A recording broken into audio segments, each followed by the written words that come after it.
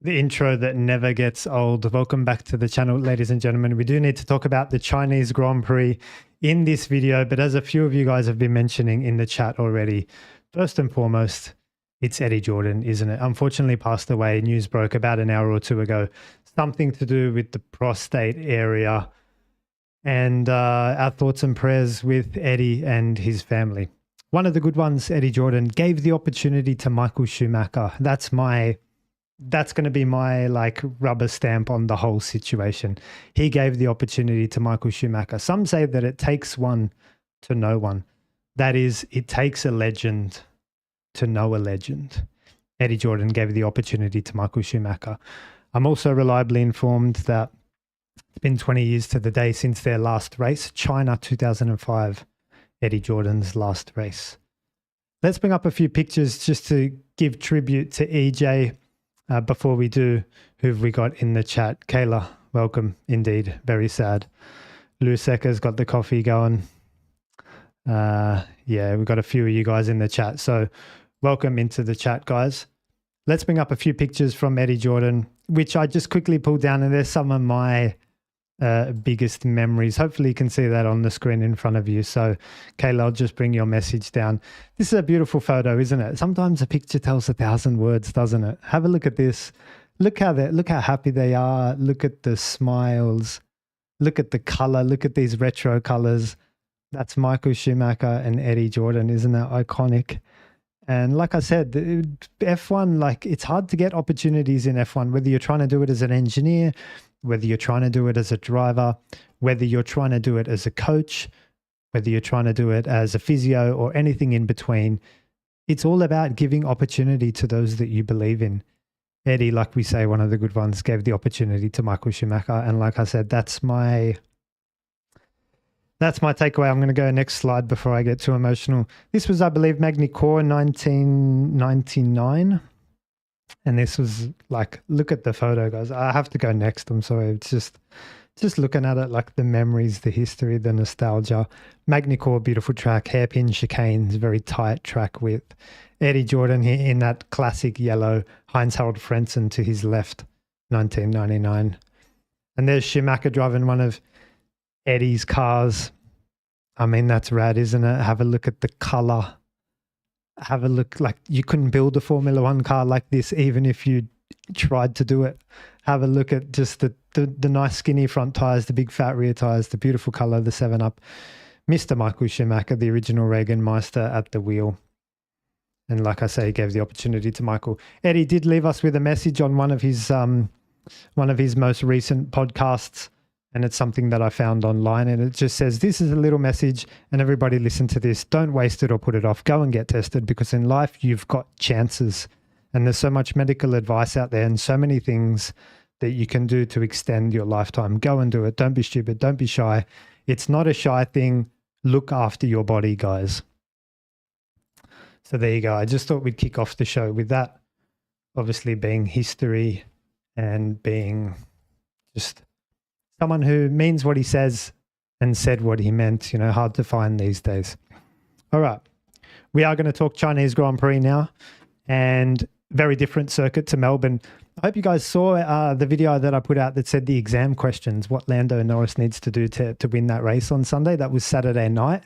And I hope you got some value from it, because it was like, there's going to be an aborted start. There's going to be a safety car. You're going to need to do restarts. It's going to be strategy. You're going to need to search for water on the intermediate. It's going to be all of these things. Maybe Lando watched the video. Good on him. So I have become a bit of a Lando Norris fan overnight. He did what he needed to do. We're going to talk about the driver mentality in just a second. Before we do, if anyone's got a few questions, I'll take them at the front and we'll take them at the end. A lot of people in the chat talking about McLaren's front grip. We'll get to that and its significance in long corners as well. There's still some questions, still some chat, coming in here about Eddie Jordan. So feel free to chat amongst yourselves, guys. I'll just read off it as we go. All right, let's kick off. So weather, here we go. We normally start with weather. It was chaos in Melbourne. We had to read a lot into the weather. Was it going to be hot? Was it going to be showers? In Shanghai here, like I don't have access to my latest the Bureau of Meteorology Australian weather apps that I can interpret so well and give you guys good insights. This is just from Google, to be honest. So look, 24, 25, 23, cloudy, partly cloudy, sunny, all good. No news here. Let's talk about driver mentality and who needs to do what. I'm not sure if you guys saw the short piece of content that I put out recently, but it was about Lando Norris and his mentality in the race weekend in Australia. Very assured in his decision-making, very confident, self-confidence, the big word and big takeaway that I wanted to highlight to you guys with Lando's mentality after the Australian Grand Prix. And even in the interview this morning, Thursday, saying, what am I celebrating? I've won one race. It's nothing. I need to do it again and again and again. Good mentality, Lando. I am here for it.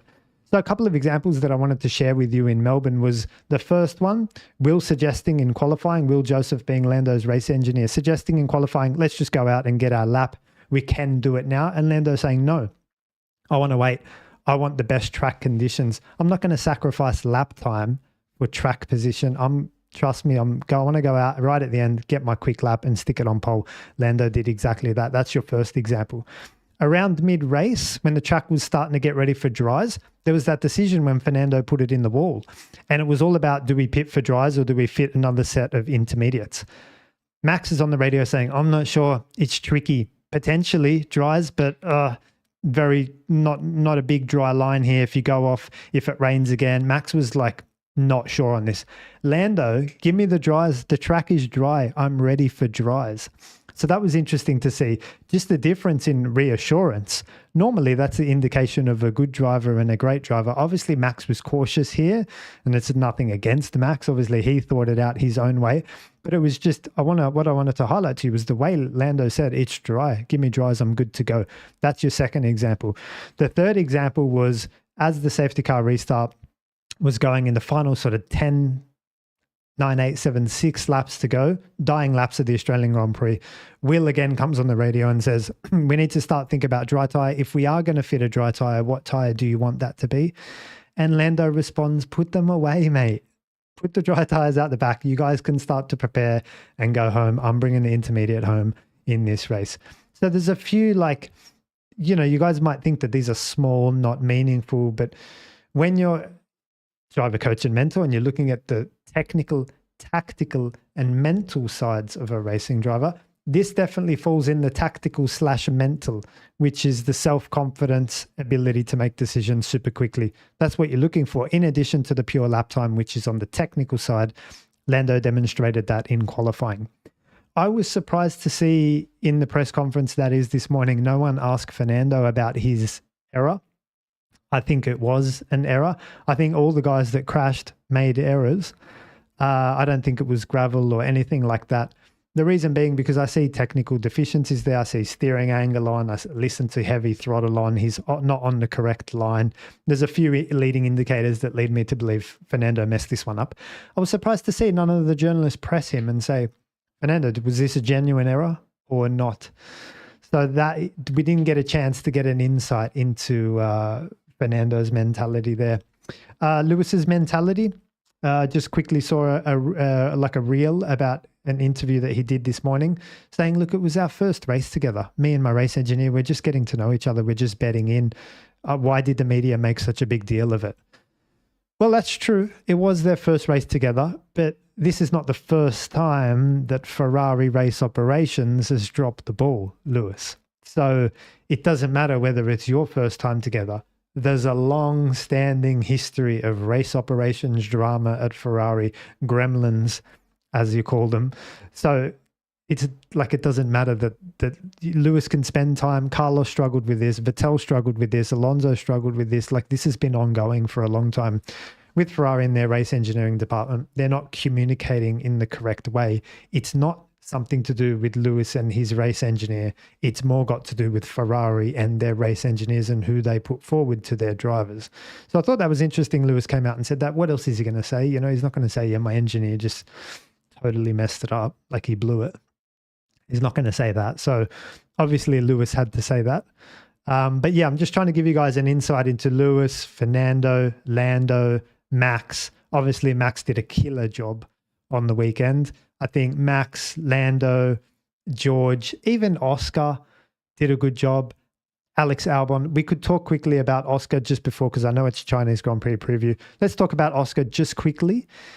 He made, and I've seen the speed traces. I'm looking for the speed that they carried through turn 12. Did Oscar carry more speed, therefore go deeper into the gravel? Therefore, that's why he couldn't get out and Lando saved it? No, they carried the exact same speed on the exact same line. It just caught Oscar out worse. So it was pretty hard one to take if you're Oscar Piastri. That's obviously going to hurt your confidence, even though it wasn't like you're the leading car. When the shower comes, you're going to be the first guys to experience it. I've heard people comment that Oscar should have seen it because Lando went off in front of him. Turn 12, I think it is, it's blind. Like Lando's gone through already. By the time Oscar goes through, he sees Lando off. It's all too little too late. I think Max had the advantage of the medium compound tire, probably helped him. And maybe he did see a little bit as well. Maybe, I'm not sure. I don't think so, but I think maybe the tire helped him. Yeah, it was really unlucky for Oscar, Kayla. A couple of questions, and then we're going to get on to this weekend, the track updates, car updates, and regulation updates. All right, what do we got here? Hans Gruber. Sainz's underperformance in the wet, once again flying under the radar. Everyone screaming at the rookies and Alonso dropping it, but seemingly no one mentions how Sainz keeps binning it recently. I do. I'm mentioning it. Yeah, he binned it in Brazil last time out. He binned it here again. Look, over the course of the season, I think that Carlos will get the upper hand against Alex. But yeah, this was a genuine mistake. Like, there's a reason that they chose Leclerc over Carlos. And it's because Leclerc had more points. And that's just what it comes down to. Formula One is nothing but a meritocracy. That is, you're judged on your results. And that's the only reason why. Now, if you look at Carlos, what he did there, it's turn, I can't remember, 14 and 15 are the numbers potentially. Last and second last corner. He's turning left and then big swing of lock towards the right. If you can see my hands for a second. Turning left, big swing of lock towards the right. No. That's not how you use the steering wheel. Formula One cars don't like that. Then you're adding in throttle for good measure. And I don't want to hear about the upshift and the throttle mapping and that it was in a safety car mode and the throttle mapping wasn't quite right and with the white lines. When you do that to the steering wheel and you add the throttle, that is the outcome that I would expect to happen. Same as Fernando as well. Turning to the left, slightly left front, slightly unloaded on the inside there with the painted white lines. Pushes the throttle on the exit, the car goes around. It's physics. Like, it's just how it works. I've showed you guys pictures on my social medias of Antonelli with the steering wheel beautifully straight, Lando Norris with the steering wheel beautifully straight. Max, the way he got past Oscar Piastri was with the steering wheel beautifully straight on the exit of turn 1. That's what you need to do in wet. That's the definition of the short corner that we keep raving on about. All right, no more slamming these guys. Hopefully they can get a good weekend. So look, who needs to have a good weekend? Therefore, all of the guys that crashed have got to get on the board. Some points on the board, some practice on the board, some car setup information on the board. They need to get literally back on the horse and get going. We're going to talk about the sprint weekend in a second as well. Before we do, let's have a look at...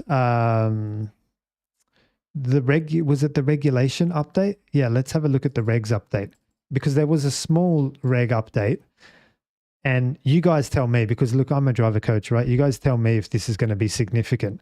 But on the car front, and I read out to you guys here, the motorsport governing body has announced the technical directive for the Chinese Grand Prix, with further changes planned for the subsequent round in Japan. That's this weekend, and the Japanese Grand Prix after that. The current tolerance of 2 millimeters on the rear wing movement test will be reduced to 0.5 millimeters. So stricter rules on the rear wing movement from Suzuka. So that's not this weekend. So for this weekend's visit to the Shanghai International Circuit, although the new tolerance will be in place, due to the short notice of the decision, a further discrepancy of 0.25 millimeters will be permitted. There you go. So we're going 0.75 this weekend, and we're going 0.5 next weekend. Footage captured from the practice sessions, twinned with in-garage scrutineering, showed that the winter changes had not been enough to eradicate the mini DRS issue from last year. to an acceptable level. What does that mean? Mini DRS is still a thing. One of the strengths of the MCL39, mini DRS, front grip, traction, top speed, that thing has got everything. And if I'm backing a car towards the end of the season, that car has a name, and its name is the MCL39. All right, here we go. Now let's take a look at what the drivers need to do for the sprint race, because it's a sprint weekend. So we've just come off Melbourne with all of the, it's raining, it's hot, this and that. And now we've got a sprint race to contend. So I want to just run you guys through the sprint race format and then what needs to be done here. So just before I do, the general overview of the sprint race is you only get 60 minutes to set your car up before you're heading into paid sessions. Paid sessions being sprint qualifying, sprint race, main qualifying, and main race. All of these are in some way attached to points, with the exception of the first practice session for 60 minutes. So you've only got 60 minutes to set your car up if that's the way you're looking, or if you're like me, you've only got 60 minutes to try some different lines, try some different brake balances, try some different things and get a read on tire life and try to get an understanding of strategy. I'm not that focused on the setup in a 60-minute session. It's not enough time for you to be able to say, oh, you know what?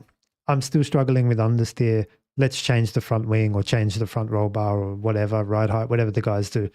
In 60 minutes, for me, it's all driving. Focus on the driving, nail the braking points, get your brake balances right, make sure your lines are right. Remember, we've got significant track width here in China. We've got long corners to talk about. So I just want to see the drivers, leave the setup. Let me go and try and learn out there. You've got heavy braking into the hairpin, brake balance goes forward, and turn one is a decreasing radius long corner. Engine braking's got to go up. Brake balance has to go a little bit towards the rear. The tight line is applicable as well. These are very different conditions in which the drivers should be setting up their cars. You've got traction issues in the increasing radius corner coming onto the straight, so the on-throttle differential has to be changed. China being a technical track with the 7 technical corners, as I'm going to talk to you in a minute. So I'm more focused on not the car setup, forget that, honestly. Let's get the driving and driver tools where they need to be. That being said, let me take you through what's going on here. So you've got the 60-minute session, and then you've got mandatory tires to qualify with. SQ1, medium are mandatory. Sprint qualifying 2, medium are mandatory. Sprint qualifying 3, soft tires are mandatory. Sprint race tire choice, you can pick. Sprint qualifying format, it's shortened, and the idea is that you're only going to get one run on these medium tires. Again, that's something you should be therefore practicing in your 60-minute qualifying session.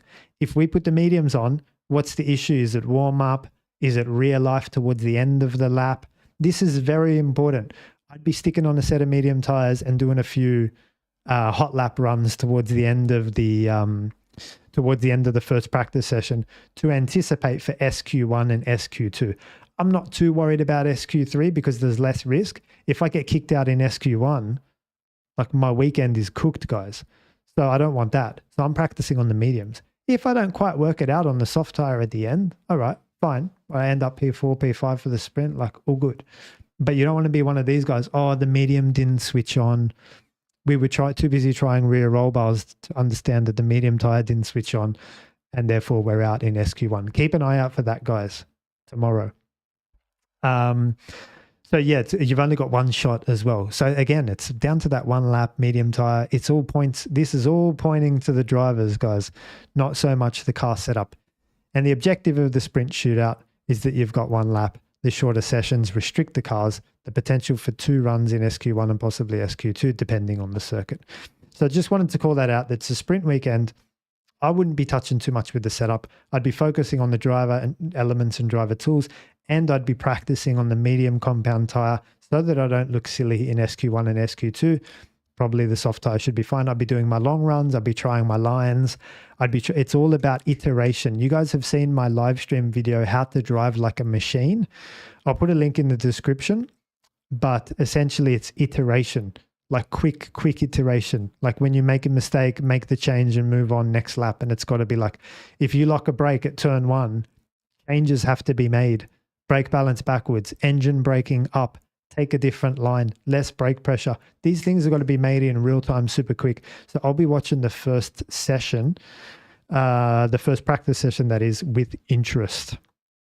All right, let's bring up the track. I know this is what you guys have been waiting for. Here we go, guys. All right, we'll bring up the track and have a look at the technical corners. So hopefully you can see that on the screen in front of you. I'm just bringing it up now. Just as I do, we've got a super chat in, and I don't know how much this is in dollars, but thank you so much. Very kind, very generous of you. The super chat says, I've always wanted to ask this. How much of Max's brilliance as a driver is attributed to the fact that he's left-footed? Oh, that's a good question. I've always thought about this. Because I'm left-footed and left-handed as well.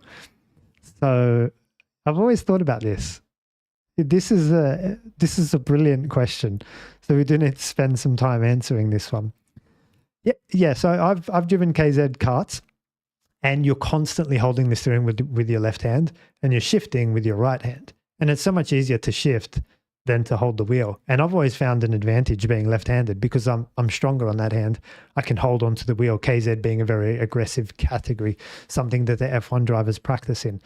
Now, what you mentioned here with the left foot, the braking is the start of the corner. If the braking is wrong, like the throttle, it's like garbage in, garbage out. If you've done bad braking, bad line, bad turning into the corner, the throttle, you can only do so much to get yourself a good exit. But the entry and the speed you can carry, the downforce you can keep alive, and the way you set up the exit is the first most important part. So we've got a saying in our sport that says anyone can push the throttle, but it's how you push the brake pedal and come off the brake pedal that's very important. Obviously, the brake pedal being on the left foot. Hence the question, how much of Max's brilliance as a driver is attributed to the fact that he's left-footed? If I'm not mistaken, Ayrton Senna was left-handed. So, yeah, Sema Dragon comes up and says, I'm a lefty as well. So we've got a few lefties in the chat. Max Flashheart says, new surface at Shanghai. Thanks for that. I didn't know that. I assume it's going to be a very smooth, very slippery surface that's going to need some rubbering in. But yeah, back to this question. I don't want to say that it's not possible to be a good driver if you're not left-footed or left-handed. That's garbage. That's absolutely not true. But yes, I do think it helps. To what extent? Not a big one. Because then there would be the argument, well, Max couldn't apply the throttle so well because he's not right-footed naturally. As it turns out, Max's throttle application, your Exhibit A is in Melbourne, is brilliant. So I don't think it makes any difference. I think it's all about Max's curiosity and the fact that he's a sim driver and he's done his 10,000 hours on the sim and he's just got brilliant feel for both pedals. But it definitely doesn't hurt. That's all I'd say. There's maybe a small advantage there in being left-footed. Ability to control the left foot comes naturally, but I don't think it's hindering. Like Lando Norris and Oscar Piastri out-qualifying Max 1-2. It's not hindering their driving either. Both of those McLaren drivers were on it. But it's something I've always thought about as well. So it's a good question. I'd say not much, but unfortunately I don't have a scientific answer for you. All I know is that he is, and Ayrton Senna's left-handed. Ayrton Senna was left-handed, I believe, as well. So cool question. Thanks for the super chat. Obviously, I'm going to give priority to the super chats and any of the members of the channel. If you click join, there'll be a video explaining about the members. We catch up monthly and have more informal chats than this one. And I answer your questions. And I also do a monthly tip of the month post as well. So you guys can do that. I'll answer questions for members and for super chats in the first instance. But great question. All right, here we go.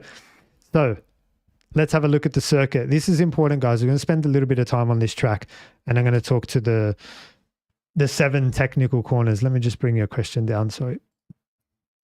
All right, the 7 technical corners. So who remembers the 7 technical corners? Let me write them out on the whiteboard. So there's 4 that fall in one category: hairpin, chicane, S's, chicane deserves an E, S's, and double apex. This is only half the story, guys. Suzuka, everyone says, oh, Suzuka's a mad track, isn't it? Yeah, you know why? Tick, hairpin, tick, chicane, tick, S's, tick, double apex corners. That's why Suzuka's a mad track, because it's got like the first 4 technical corners in spades. Now the other 3 technical corners are your 3 long corners, and they're either increasing radius, decreasing radius, or constant radius. So decreasing radius, if I have to draw it, it's just basically like the radius of this circle up here is bigger than the radius of that circle down there. So this is a decreasing radius turn 1. Hopefully that makes sense. Now this is one of the longest corners on the calendar, decreasing radius. What's the holy grail of lower lap time in a decreasing radius corner? It is front grip and trail braking. They're the 2 things you're going to need. In the first instance, when you enter with speed and downforce, front grip is what's going to pull you around. In the second instance, at one point, it's going to be the trail braking. That is, you're braking and turning at the same time. So like we just spoke about, how you introduce the brake pedal, combine that with the steering, come off the brake pedal, give it full steer, all of that complexity starts to happen in the second phase of turn 1, actually being labeled turn 2 here, but I'd say it's more like one corner. If you guys remember Malaysia, very similar layout to what we have here in Shanghai. And I think the same designer as well, Herman Tilk, if I'm not mistaken. That is decreasing radius corner to kick off the lap, little square, little double apex in here, left fast, left and right, the hairpin, and then the long back straight. There are some parallels between those 2 tracks. They're pretty much siblings, guys, and significant track width as well, which I totally love. Why? Because that gives the opportunity for the tight line into turn 1 as well. So you can see how much we've spoken about turn 1 and its importance in terms of front grip, tight line, track width, and trail braking, and obviously the load that is going to happen on the left front tire.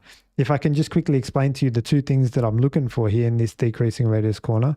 Looks like that. So the obviously the load on the left front tire, I'm going to draw the 4 tires. As you turn right here, this tire is getting smacked. This outside left front is the one that's being dragged literally the long way around. And there's got to be a way, therefore, that you can minimize the damage on that left front tire. And the solution to that is front grip if you have it. If you don't have it, it's the tight line. Not necessarily taking the black line that I drew, just being a step inside of that. You're going to do less work, less damage, less distance, less load, and less overheating on that left front tire. So look, turn 1, very technical corner. And those are the things that I'm looking out for. Now look, Kimi Antonelli, I'll bring it up in a second, but he struggled into the decreasing radius, 9 and 10 in Bahrain. We spoke about this in the testing, right? So 9 and 10 in Bahrain, like that. So you come in, decreasing radius, and Kimi Antonelli struggling to find a braking setup, locking the brakes at this point into the 9 and 10 decreasing radius in Bahrain. And I said, well, it's your brake pressure, your brake balance, your engine braking, your brake migration. Go talk to Valtteri Bottas because he was great with that. And I said Kimi was struggling. So that's another thing, another insight I can give you guys is look out for Kimi Antonelli's. Let's see if he's resolved lockups into the decreasing radius corners that we saw. Just while we're on it, and I just want to highlight to you guys while we're at turn 1, if you'll allow me for a second to just bring up what I'm talking about here. Give me a sec. So here you can see it on the screen. So this is Kimi Antonelli, decreasing radius turns 9 and 10. And there you go. The steering lock comes on the left front, is unloaded and locks up. Have a look at this in slow-mo. This is exactly what I'm talking about. And it's the same technical corner as turn 1 in Shanghai. So that's the trail braking part of this technical corner. And I'm just looking to see if Kimi's actually resolved for that. So that's one thing. Now the front end of the Mclaren, if you guys haven't seen it yet, this was in testing. Have a look at the way it just hooks up the corner. Like he can just add more and more and more steering and there's just a surplus of front grip. Again, the way it just hooked up turn 4 here and he's adding the steering beautifully. with front grip. Now here was really interesting because Lando actually turns in and has to open the steering wheel there. He has to open the steering wheel and have a second crack at turning in. Such is the front grip of the McLaren. And it's got so much front grip that on day 3 in Bahrain, this was the situation. The front pulling the rear around every single time we went into turn 4 and turns 9 and 10 as well. So the McLaren front grip generating oversteer. That is, the rear can't live. As Lando turns in, it's just the rear saying, are you kidding me? The front's got so much grip, so you get oversteer like that. Now, McLaren was searching to fix this at the rear of the car, and they were talking about something being wrong with the rear. I think it's the front grip of the car that's doing all the damage there, guys. So I thought I'd call that out because those two things are very important. Kimi Antonelli's decreasing radius setup into turns 1 and 2, and the whole situation of the front grip of the McLaren being a strength here, that's going to help as well. It's going to help massively as the race goes on. I'm expecting McLaren to just disappear once again. So that's turn 1, guys. I know we haven't gone very far, but yeah, hopefully we'll move through some of the other corners a little bit quicker, but that's what we're looking for.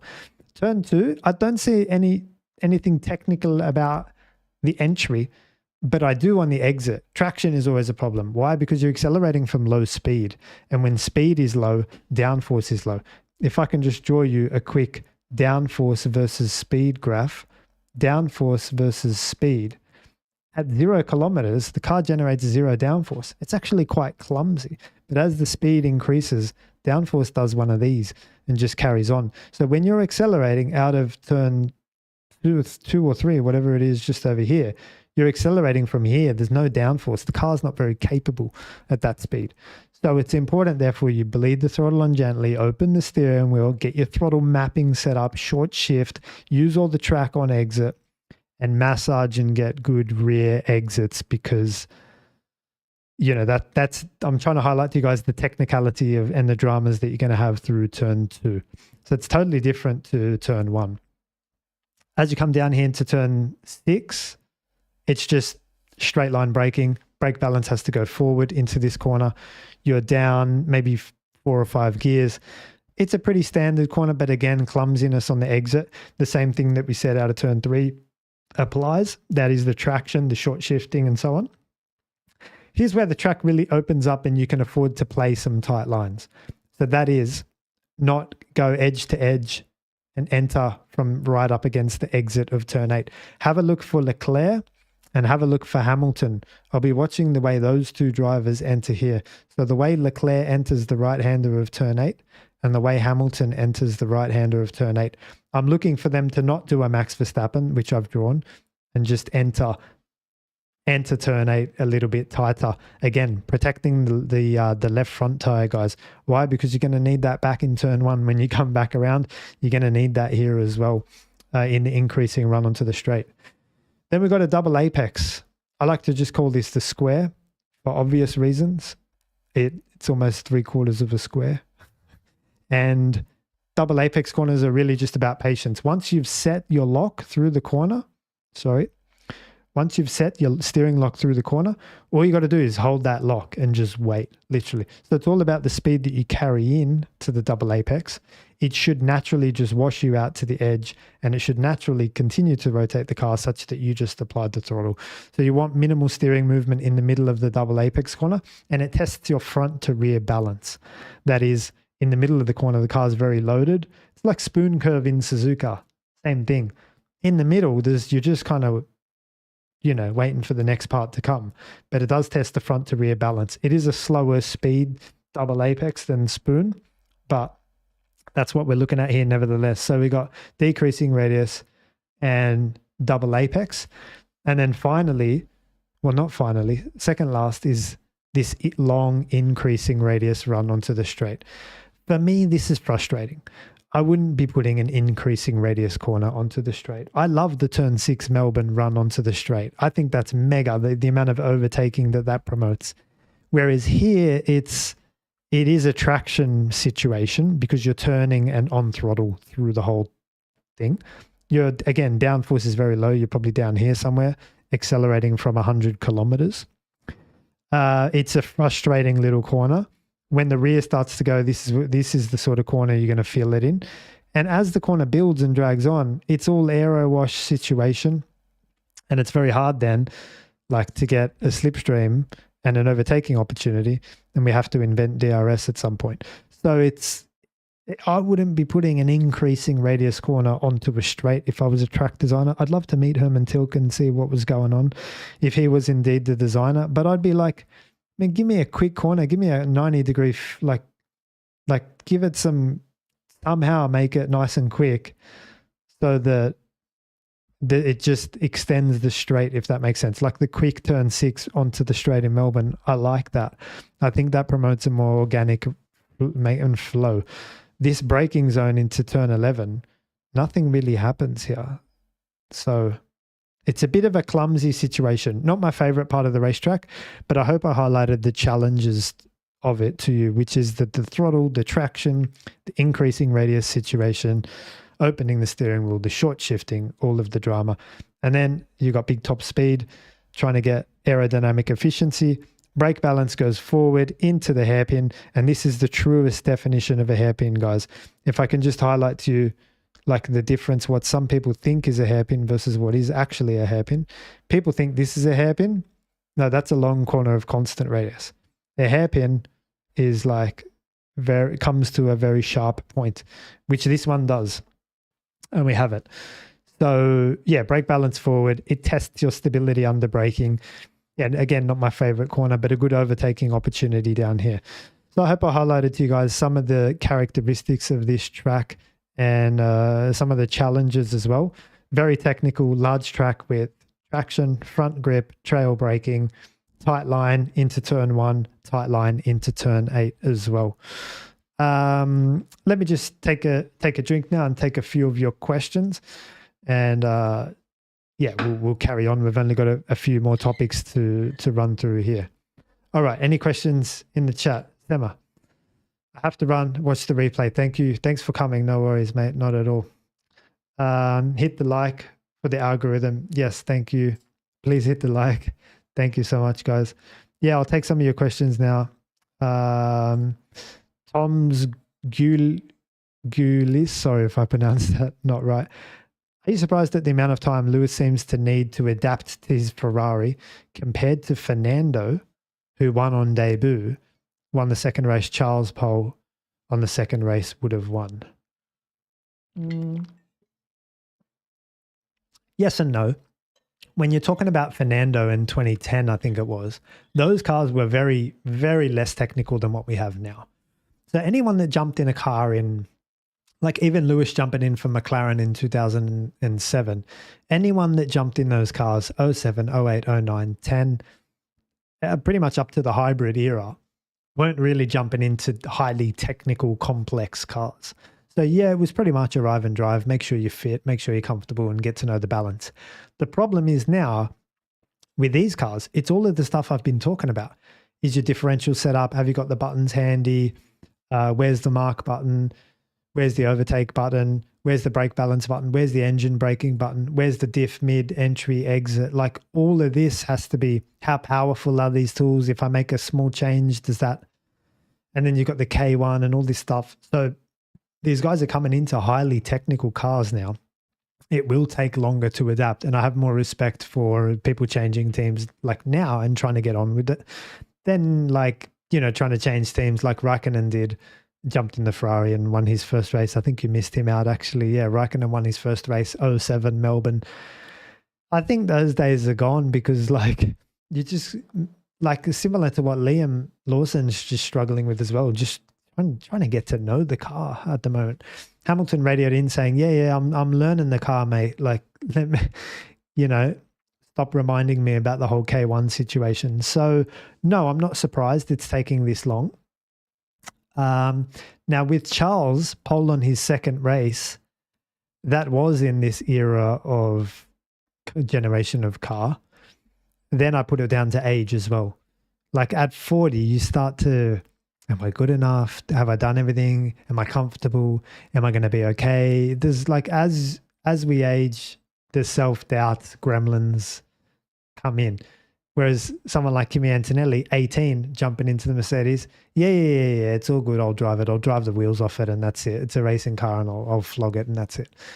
So it's like same as when Max came in. He came in with youth as well. I think it's a combination of era and the youth.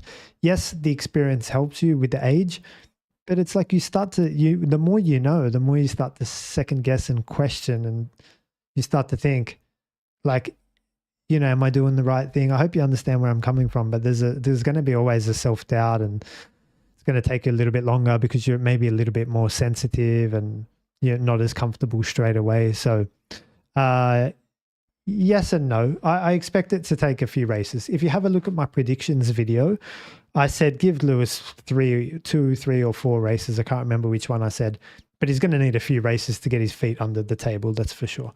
So I don't expect like race wins, but if Ferrari builds a decent car and that's a world championship car at some point, then I think it's going to be Lewis, because he's just going to kind of switch on, if that makes sense. What else have we got? Kayla, I kind of want Kimi to drop it on pole in China. Oof, that would be a big event. I would like that too. I like the way Kimi drives. He almost stacked it in Melbourne on the exit of turn 5, almost blew it, but saved it. And it was just, he saved it. I'm not sure if you guys have seen that, but it was an amazing save. So Kimi definitely has an internal gyroscope for a Formula One car. Do you think we will see rookies crashing the car? Which part of the track will be challenging for them? Okay, good question. In Melbourne, my street circuit rule applies. Build yourself a weekend. Don't make mistakes. Don't do an Ollie Behrman and stick it in the wall. That's going to cost you confidence, miss your track time. The street circuit rule, which I made up, applies to street circuits because it came from Monaco being my favorite track, and the way you win Monaco is building a weekend.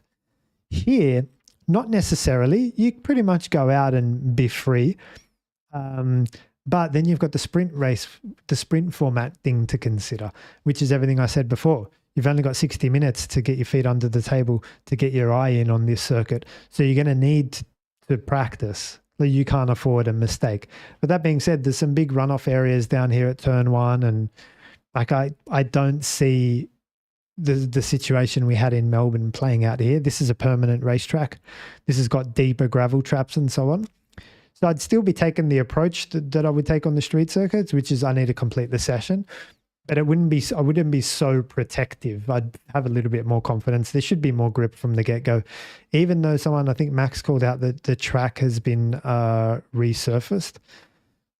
If that's the case, then there's going to be challenges in terms of getting up to speed quickly as well. So good question. I don't think we'll see crashes, but there will be a technical assessment in practice. What do you practice? How do you practice it? How quickly can you iterate? Again, the live stream that I put out that says how to drive like a machine. You guys want to check that one. Okay. Soggy waffles. McLaren's main advantage in Albert Park was its tyre deg. The McLaren was kissing its tyres while everyone was killing theirs. But the tyre deg in China might be low. What's your opinion on this? I think the tyre deg here will be big. Turn 1 is a long corner. Front left is going to cop it. You've got 2 key traction zones or 3 key traction zones that we called out. I'm just looking at my track map here. Turn 3, turn 6, and turn 13 out of the hairpin as well. So I think rear tires are going to cop it as well. I just think the McLaren, yeah, I agree with you, but I think the tyre deg will be still significant. So don't discount the tyre deg in China. It's still going to be a big factor. Yeah.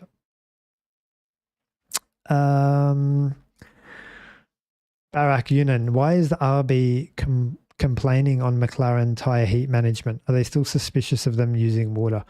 I'm not up to speed with this, sorry. Are they complaining? Oh, sorry, I'm not up to speed. I'm sure they're all doing some trick stuff in one way or another. The McLaren is a weapon of a car. It's got so many good cards that it's holding. It's got top speed. It's got aero efficiency. It's got front grip. It's got traction and tire manage. Like it's holding a lot of cards in addition to potential Tyre Life Tyre Management card as well. So they're trying to put some of those cards down. They're trying to take the mini DRS card off them, but they're still going to have the front wing card.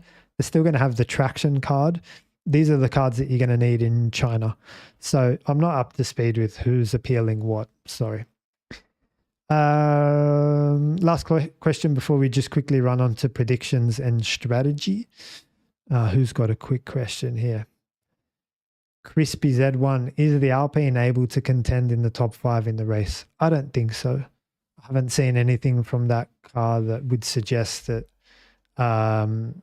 they'd be competing for top 5. That's my simple answer. Okay, here we go. So who's going to go well in predictions? You guys tell me in the chat, but I'm thinking McLaren. I'm not backing against the McLaren at the moment. Like we said, front grip.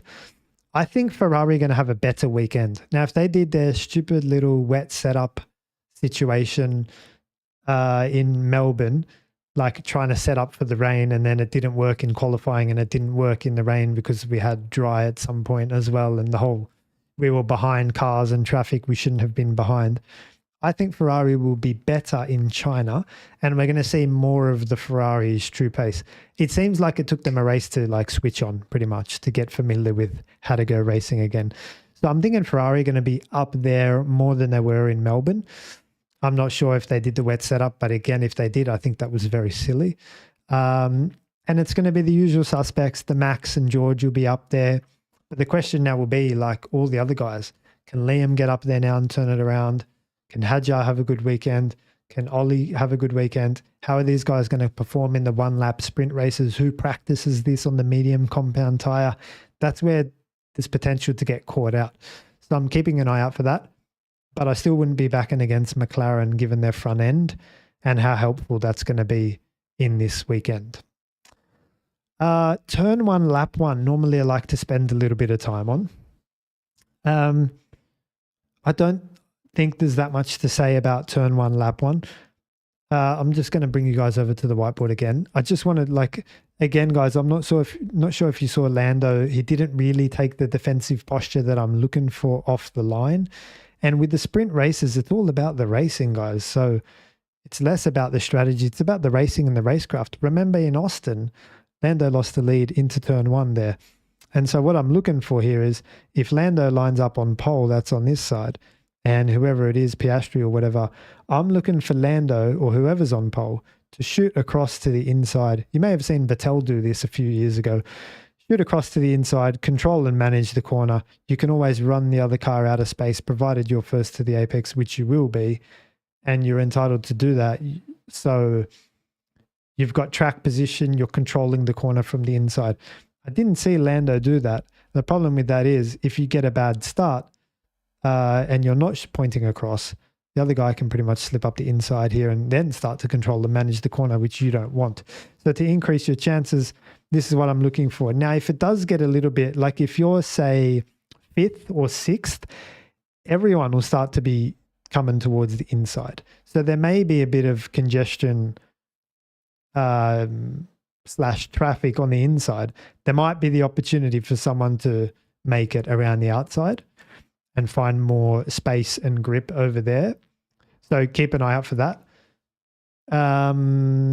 But I wouldn't be expecting that between the first and second cars. I'd be expecting that from someone a little bit deeper, someone starting 12th or someone starting 10th or whatever, a little bit in the pack where they're all fighting for the inside. The congestion happens and someone just carries the speed and downforce around the outside and then claims a few positions with the inside into turn 3. That's what I'm looking for, turn 1, lap 1. Claim the inside unless you're a little bit further down, in which case you could probably drive around a few cars on the outside. All right, race strategy. Let's have a look at last year. What happened last year in race strategy? I'm going to bring up an image for you guys and see what happened. I think we potentially had a safety car at one point. That's why the strategy looks the way it does. Hopefully you can see that on the screen. We do have the same compounds here, guys. So they're a step harder, one step harder than what we had in Melbourne. If we've got a new track, that might be hard to find some grip. You're going to be qualifying, remember, on this C3. It's quite hard. And that's SQ1 and SQ2. So again, I'd be practicing this. This was the race strategy. Max had such a lead, so he was able to pit again and still maintain the lead. But the correct strategy was Norris's, to hold the mediums all the way out and then run the hards to the end, the one stop. So I'm not sure if Red Bull were potentially thinking of a two stop. The pit lane's fairly short. That's the thing in China, and it's easy to overtake. So with a short pit lane and it's easy to overtake, it means it doesn't cost you too much to visit. And if you do come back out in traffic, it's easy to get past. So I think Max was thinking of a two stop. So was Perez by the looks of it. But they didn't have to because of that safety car on lap 23, changed everything. So potentially a two stop, same compounds, but we'll have to wait and see once we get a little more information after the sprint. And I'll be talking to this point after the sprint, guys, and I'll let you know what sort of tyre wear I see and whether or not they need to make more frequent visits. But it looks like a two stop at this stage. It'd be tough to one stop. I think you'd be swallowed at one point. Alrighty, I'm going to take a few final questions from the floor. I've got through everything I wanted to get through. So, who have we got? Soggy Waffles again. The guy who qualifies in P2 in this track would get some advantage if the pole man won't save the inside line. Yeah, if they can get up the inside and get alongside, then you're in the box seat. Then you can control and manage the corner from the inside. So that's what I'm looking for here as well. What made Kick Sauber with Zoe pit so much? Give me a sec. I'm just having a look. I'm not sure, to be honest. I'm just having a look. Yeah, he did pit a lot. For some reason, pitted on lap 8. Maybe had some damage. I'm not sure. It's hard to follow all the races, like all the drivers race, particularly back there. So I'm not sure. Sorry. Good question here from BA. At what point do you think Lando can be the only guy that can beat Max or be like Max? I don't think any of them can be like Max. At the moment, particularly in the wet, like full wet, you got to remember Melbourne's very line locked. There wasn't the opportunity other than turn 1, lap 1 for Max to demonstrate his knowledge of wet lines. Whereas in Brazil, he could do a lot of short corners. Also, when it's intermediate, it's getting, with these cars, intermediate is, as near as makes no difference, dry. They're taking dry lines. The downforce is heavily active. You know, it's the cars are still quick and can cope, and wet lines are not preferred with the intermediate tire. But when the full wets go on, then it becomes wet lines, and it's like it becomes a wet race, like a proper wet race in my book, where the downforce goes out the window and it's full wet and so on. So I think what I'm trying to say is I don't think anyone is like Max in the wet at the moment. His knowledge of short corners is too good.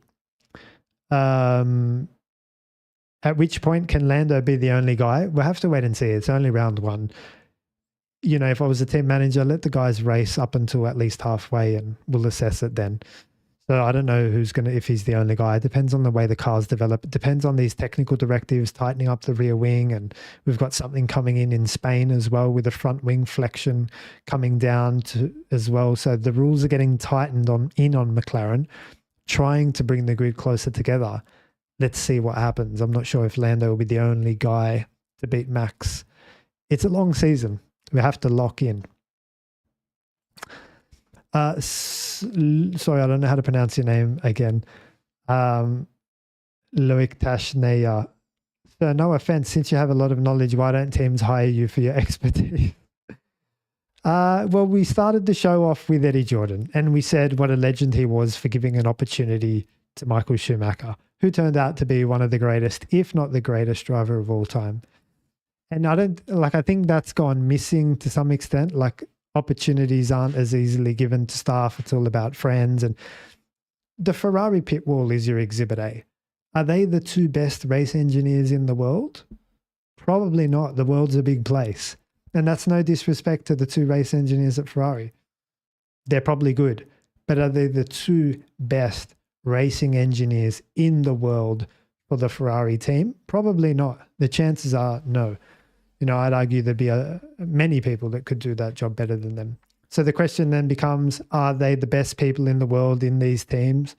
Or is it just a friend of a friend who's convenient at the right time and the right place? And How do you bring in how do you find the best person in the world? Yeah, they could be on YouTube doing podcasts and doing knowledge shares, and I don't know, honestly. So like, yeah, it's not an offensive question. No need to say no offense. I think I could help a lot of drivers on the grid if we had a conversation, like in different ways. Yeah. So like working with Max, there wouldn't be much to clean up. Obviously, I think it would be like a very quick session, but there is one thing I know I can teach him.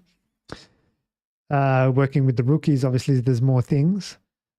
Working with the champions like Lewis, it could be self-doubt and mindset since Abu Dhabi 21 and trying to resolve for that and restoring more self-confidence. Working with Lando, it looked like there was a lot of work to do in 2024, but I think now he's resolved for some of it. So I think all of them at some point have things, because no one's perfect. So that's the lens through which we need to view this. That's a good question. I'm waiting for the call. Thanks. Yeah. You like that answer. Okay. Thank you. Max says he won't sell out. No, it's not like I've had offers. I'm on my own out here. Look, I think all the rookies come in. The Colapintos came in, the Bearmans came in. They all put it in the wall at some point. And we sit there and say, oh, yeah, but that's what happens when you're a rookie. You've got to learn the hard way. But do you? Like, is that healthy for them? Is that healthy for the team? Or are there other ways, other mindsets, other frameworks that you can put in place that protect these drivers and give them a better chance at doing well? I think all the rookie crashes in Melbourne wasn't a result of them not being talented, because I don't believe in like that. I believe in the nurturing phase, which is like prepping them. They're all super fit, super well prepared physically, but are they super well prepared technically, tactically, and mentally? They're the other three massive areas of preparation, which unfortunately get neglected because it's all about being super fit and having a strong neck and all that sort of thing. So if you can't get around the formation lap, what good is a strong neck? Nothing. Silence. Hadjan doing it pretty quick, do you think? I don't know. They haven't done many laps. They're pretty quick at putting it in the wall. That's all I'll say. Okay. One of the last topics or questions, guys, because we're getting on an hour here. Soggy Waffles, Red Bull said that the air ducts on the McLaren's brakes, which helps in keeping the tyre warm, especially in wet races, was an exploitation in grey areas. Was it an innovation or an exploitation? I'm going to put my hand up and say this is outside my scope and remit as a driver coach. I don't know. You need a sporting director like a Jonathan Wheatley to read the rules, to skim through and work out how they can do this. I'm not sure, honestly. So, yeah, there you go, guys. Look, those are the things that I'm looking out for this weekend. Keep that in mind as you watch the weekend. The front tyre life through turn one. We're going to finish with the whiteboard. The front tyre life through turn one, the tight line through turn one. Watch for Leclerc and Hamilton. They're the only two drivers who like to do the tight line. Watch for the practice session. Who practices hot laps on the medium compound tyre? That's very important. Have a look at who gets kicked out in SQ1 and SQ2, like some of the big names, and refer that back to their practice. Have a look for the guys not changing too much on the car, trying to work with the driver tools that they have, and try to work with the lines. That's what I'm looking for in the 60-minute practice session tomorrow and in the sprint qualifying tomorrow. So we'll report back on our findings. We'll report back on our findings. But I hope you've enjoyed the live stream. Thank you so much for coming. And Max Flashart says, thank you so much. We really appreciate your content.